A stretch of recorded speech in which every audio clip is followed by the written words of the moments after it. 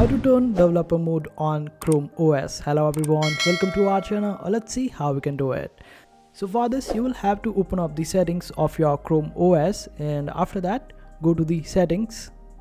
So after going into your settings, you will be able to find the option of apps on the left hand side panel. Just simply select apps.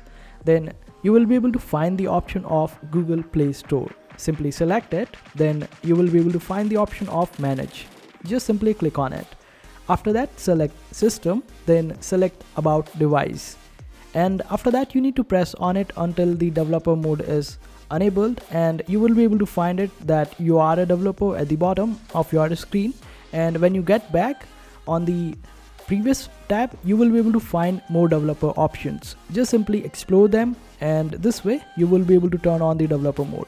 But there's one more setting that you can do, and for that you will have to open up the about Chrome OS section on the settings, and there you will be able to find the option of additional details. Just simply select it.